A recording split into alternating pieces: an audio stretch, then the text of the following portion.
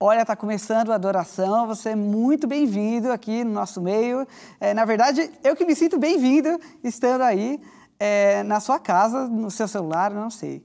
Você já pediu muito algo para Deus e quando aquilo aconteceu, aquilo só te trouxe sofrimento, te trouxe dor? Pode ser um relacionamento, algo material, a carreira, não sei. A pergunta é: será que uma bênção pode se tornar maldição? É isso que a gente vai aprender hoje no programa Adoração. Você pode abrir sua Bíblia, ficar atento e nós vamos aprender bastante essa manhã.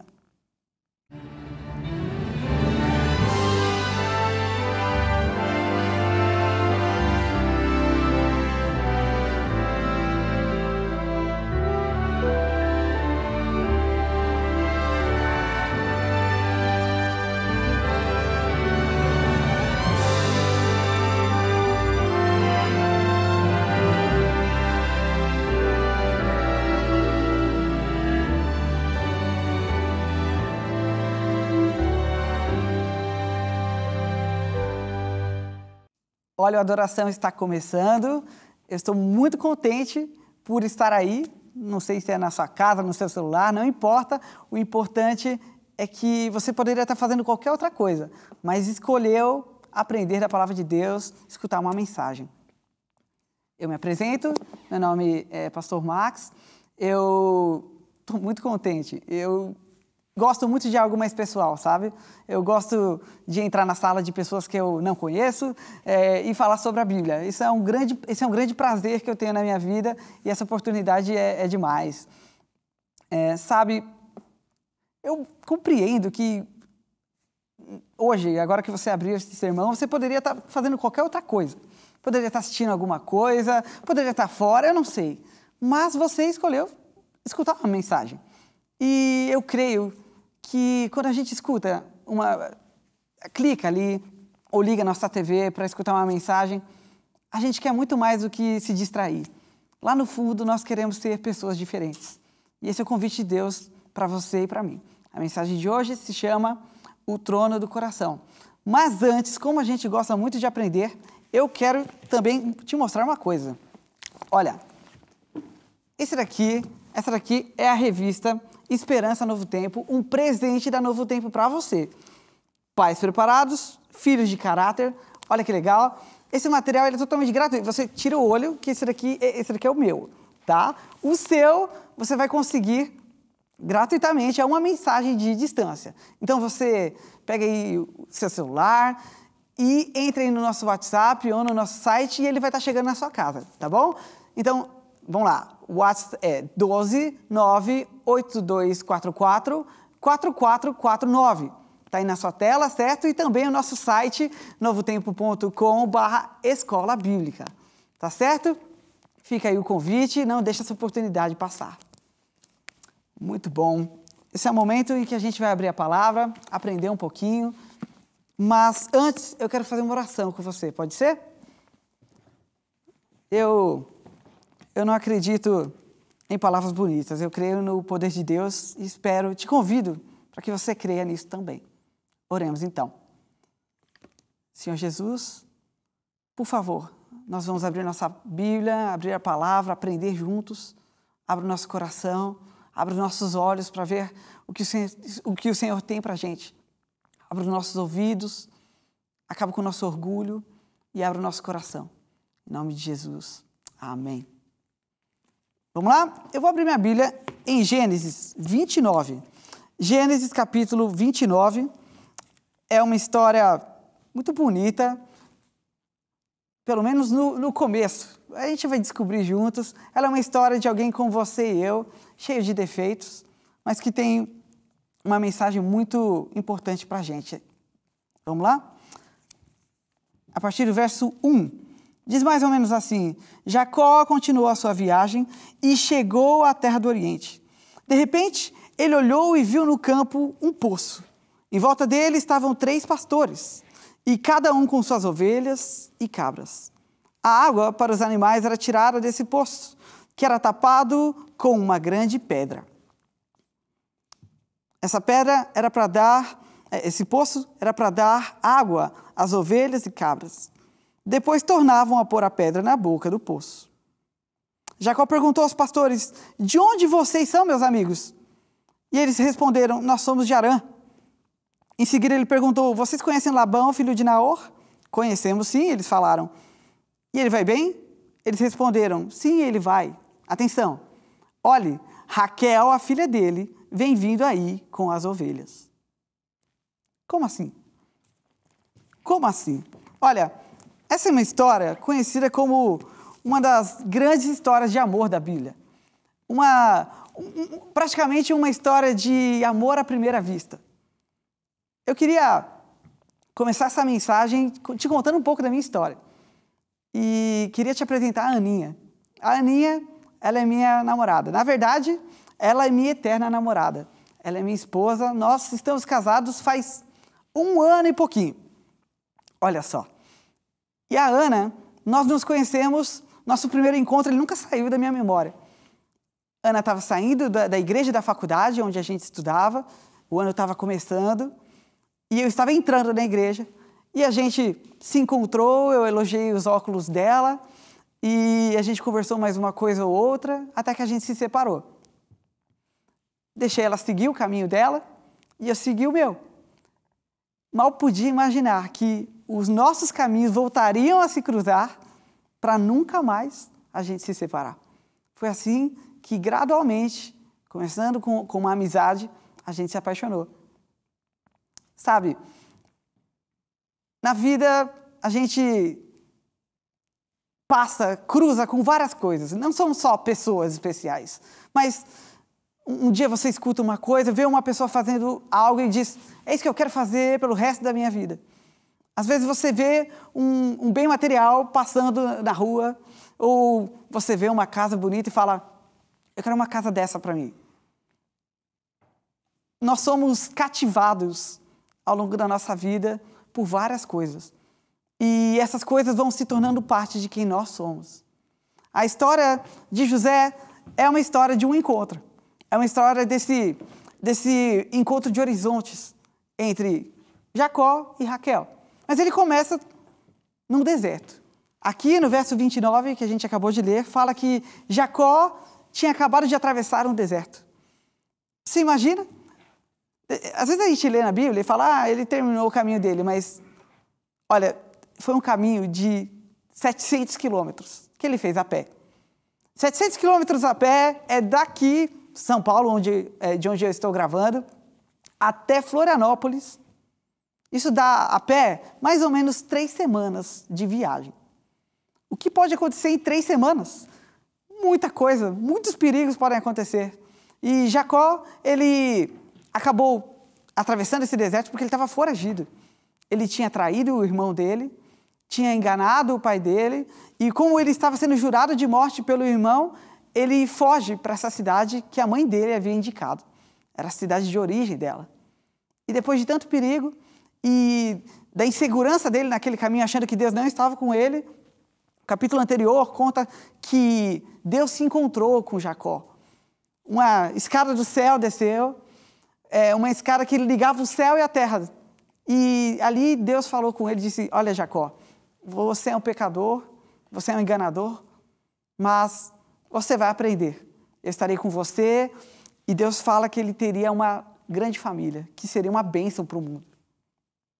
Isso deu coragem, eu imagino, para Jacó atravessar aquele deserto. E ali, quando a gente lê na palavra, no capítulo 29, verso 1, algumas versões dizem que Jacó chegou saltitante do deserto. Ele chegou animado. Tem a versão mais antiga da Bíblia, na língua original, diz que ele chegou com os pés levantados.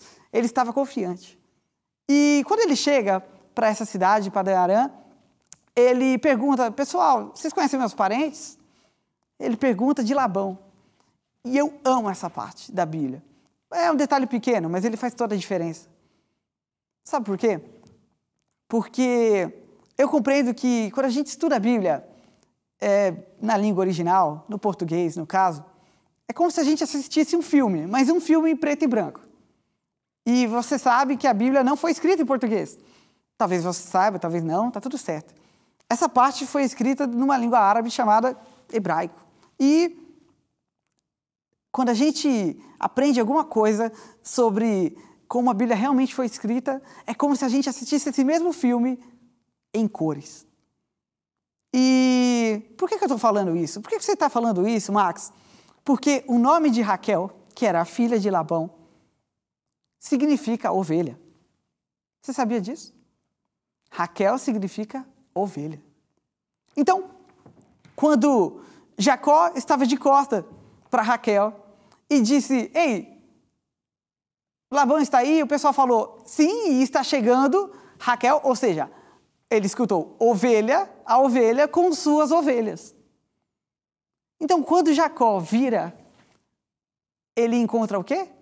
Ele encontra não um animal, ele não encontra uma ovelha, ele encontra uma mulher. E uma mulher muito bonita.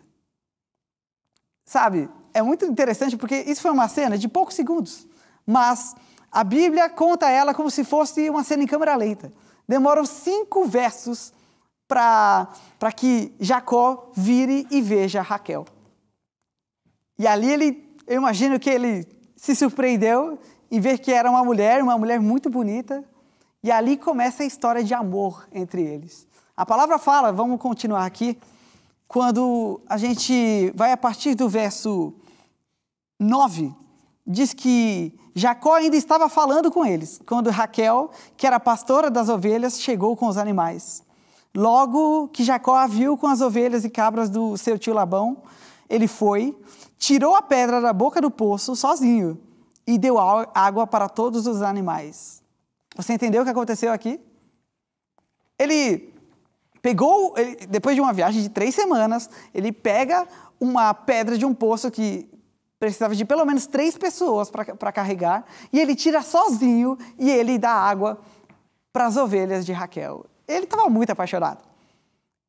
E a palavra segue dizendo que ele, extasiado por ter conhecido aquela mulher que ele acabou de descobrir que era filha do tio dele, ou seja, era sua prima, ele a beija e começa a chorar. Então foi uma cena que parecia muito fofa e depois ficou hilária. Deve ter sido uma cena engraçada. A notícia vai se espalhando, Labão era muito poderoso naquela cidade e as pessoas contam para Labão antes de Jacó chegar na casa de Labão. E Labão fica contente, Labão fica animado. Por que será?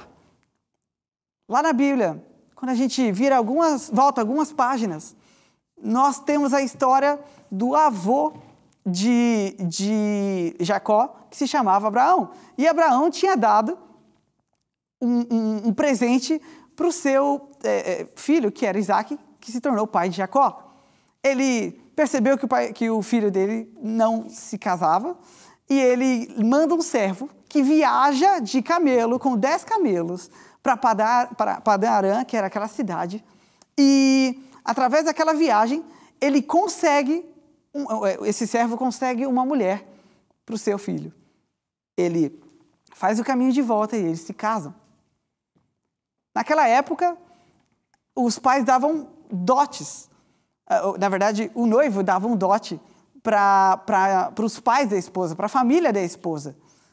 E quando, 97 anos atrás, Eliezer, que era o servo de Abraão, chegou ali naquela cidade, ele chegou com 10 camelos e deu 10 camelos cheios de riquezas para a família de Labão, e ele ficou muito rico. Então, quando ele soube que Jacó estava chegando e que ele era parente de Abraão e de Isaque, ele ficou muito animado, porque ele entendeu o quê? Vou ficar rico de novo, vou ganhar muito dinheiro. Ele convida o filho, o sobrinho, na verdade, ele estende ali aquele tapete vermelho, o trata como rei e fala, ei, você pode estacionar seus camelos aqui no nosso grande estacionamento. Ele fala, não, eu não tenho camelo. Ah, não, você veio de cavalos? Não tenho cavalos. Jumentinho? Não. Você veio de ônibus? Não, eu vim a pé mesmo, eu atravessei o deserto a pé. O que está acontecendo? E ali, Jacó começa a contar a sua história. Jacó conta, olha Labão, eu enganei o meu pai que estava cego, eu fingi ser o meu irmão, eu me vesti como ele, enganei meu pai, roubei a bênção, uma bênção importante, meu irmão me jurou de morte, eu fui enviado para cá pela minha família para que, de alguma maneira, eu recomece a minha vida. E eu preciso da sua ajuda. E olha, eu estou disponível, estou disposto a trabalhar. E não só trabalhar, mas também formar família aqui. E eu quero me casar com a sua filha. Curto e grosso. E aí eu imagino que alguém deva ter contado para ele. Talvez alguém contou para Labão, olha, esse rapaz trabalha, viu? Esse rapaz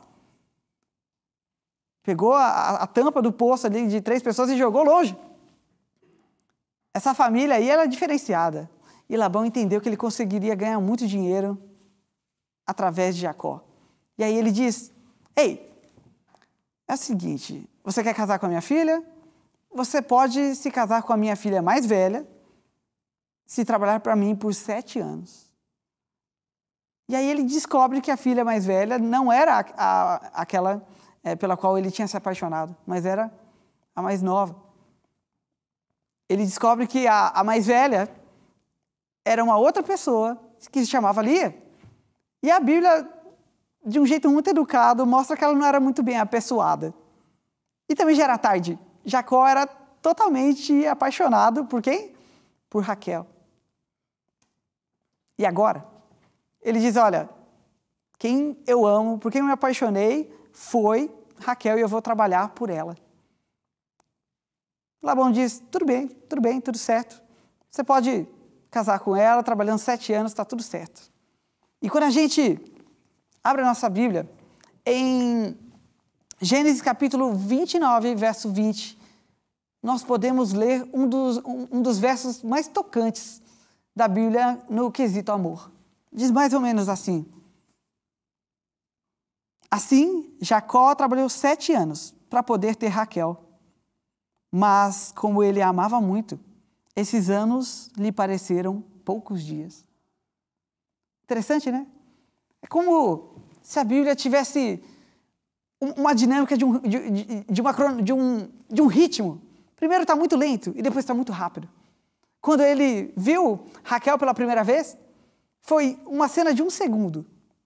E são 5 versos da Bíblia para mostrar isso, como se fossem várias horas. Agora ele trabalha 7 anos e foi para ele como se fossem poucos minutos. O tempo passa, Jacó estava tremendamente estimulado por trabalhar pela sua mulher, pela mulher que ele amava, que era Raquel. E aí chega o dia do casamento. Quando chega o dia do casamento, eles fazem uma festa, naquele tempo era uma festa de 7 dias. A esposa estava totalmente adornada e sua cara coberta. E até que chega a noite de núpcias. E essa mulher é entregue para ele. E o que acontece? Será que foi o que tinha sido planejado?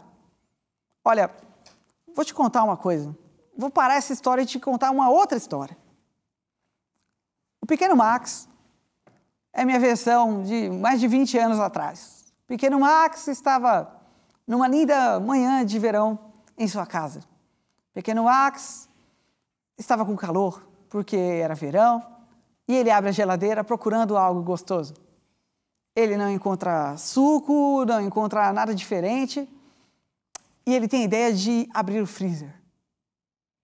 Ele abre o freezer, ele olha para cima e, de repente, ele vê uma embalagem diferente. Ele vê um pote azul escrito, que bom. O que ele pensa? Sorvete? Olha que é um milagre de verão. Pequeno Max nunca tinha imaginado de que haveria sorvete naquela manhã de verão ali na geladeira, esperando por ele. Ele tira o pote, pega uma grande colher, um potinho menor para ele se servir, joga longe a tampa e quando ele afunda a colher e inspira ali aquele ar gelado, ele percebe que aquilo não era sorvete de chocolate. Aquilo era o quê? É isso mesmo que você está pensando. E eu não como feijão até hoje. Sim, eu achava que era sorvete e era feijão. Imagina a decepção. Essa história tem mais de 20 anos, mas para mim é como se fosse hoje. Foi uma decepção muito grande. Agora, isso não se compara com o que aconteceu com Jacó, quando ele acordou da noite de núpcias, abraçou o amor da sua vida naquela primeira noite, e depois do amanhecer, quando ele olha para os olhos dela, não é Raquel. Era outra mulher, era outra garota, era a irmã mais velha, era Lia. Você tem ideia de como aquilo deve ter traumatizado ele, de como ele deve ter se assustado? A palavra diz mais ou menos assim, no verso 23, diz assim: naquela noite, Labão pegou Leia e entregou a Jacó. E no verso 25 diz que na manhã seguinte, Jacó descobriu que havia dormido com Lia. E ele foi reclamar com Labão e disse: por que o Senhor fez uma coisa dessas comigo? Eu trabalhei para ficar com Raquel. Por que o Senhor me enganou? O trabalho de 7 anos que ele tinha feito, tudo aquilo que ele tinha planejado, desmoronou. Em um segundo. E ele se perguntou para Labão: o que você fez? Por que você fez isso? E Labão olha para ele de um jeito sarcástico e diz: sabe, um dia desses, na verdade há 7 anos, eu escutei uma história de um vigarista, um rapaz que fingiu que era o irmão para enganar o pai. Eu achei isso engraçado e resolvi fazer parecido. O jogo virou, o enganador agora virou enganado. Jacó, que estava tão acostumado a trabalhar por amor da sua mulher, agora viu que ele tinha casado com a pessoa errada. E ele teve que trabalhar ainda mais 7 anos para que, finalmente, ele pudesse consertar aquela situação. Sabe, por que eu estou contando essa história? Porque essa história, na verdade, é a história da nossa vida. Muitas vezes. Eu li um livro faz um tempo, faz uns 12 anos, um livro que mudou a minha vida. Esse livro se chama Os 7 Hábitos das Pessoas Altamente Eficazes, de um rapaz chamado Stephen Covey. Esse homem, esse empresário cristão, ele ensina várias coisas para o mundo empresarial a partir da ótica bíblica. E aquilo foi muito inspirador para mim. E olha que eu não sou empresário nem nada. E ele, dentro do seu conhecimento, ele fala que todos nós temos um trono no nosso coração. Temos um centro no nosso coração. E esse nosso centro, ele serve como uma referência para todas as nossas decisões. Ao redor dele gravita toda a nossa segurança, toda a nossa direção, toda a nossa sabedoria, todo o nosso poder, tudo que para nós faz sentido. Nós temos vários outros elementos na nossa vida que circundam a nossa vida. Nós temos um relacionamento que é importante, nós temos o trabalho que é importante, a família, temos dinheiro, temos possessões, que é o que você compra com dinheiro, temos prazer, temos, o que mais? Amigos, até inimigos. Como é que um inimigo pode ser o centro da minha vida? Não deveria ser, mas tem gente que torna. Você pode tornar a igreja o centro da sua vida. Você pode tornar você mesmo o centro da sua vida. De todos esses aspectos, todos esses elementos que circundam a nossa vida, a gente pode escolher um deles para ocupar o centro da nossa vida. A palavra, ela nos ensina a não colocar nenhuma dessas coisas no centro. Mas aí você me pergunta: Max, eu não posso colocar a minha família como o centro da minha vida? Eu te respondo: não, você não pode. Sabe por quê? porque os princípios de Deus que devem estar no centro da nossa vida. E se o centro da sua vida não é os princípios, não é o princípio e a palavra de Deus, e ele se torna periférico, e você coloca a sua família no centro, você vai trair a vontade de Deus em prol da sua família. Você pode dizer para mim, ei Max, eu não posso colocar a igreja como centro da minha vida. Eu te digo, não, você não pode colocar a igreja como centro da sua vida. Por quê? Porque se você é alguma coisa na sua igreja, se você tem um cargo, um ministério na sua igreja, e de repente você perde esse cargo, essa posição, tua vida acabou. Se você perde um dia a sua família em um acidente, ou se um dia a sua esposa ou seu esposo acordam e dizem para você, olha, eu não gosto mais de você, estou te deixando, sua vida acabou. Ou seja, o centro da nossa vida, ele precisa ser eterno, ele não pode morrer, ele nunca pode nos abandonar, ele deve nos amar de maneira incondicional. Todas essas coisas têm alguma importância, mas nenhuma delas pode ocupar o centro da nossa vida. Sabe o que aconteceu aqui na história de Jacó? E sabe por que ela me toca tanto? Porque Jacó foi abençoado por Deus para que ele realmente fosse uma pessoa próspera, mas para que esses meios o tornassem uma bênção. Acontece que Jacó conhece Raquel, que era uma bênção de Deus, e ele fica tão maluco por ela que ele comete um erro. Ele coloca Raquel no centro da vida dele.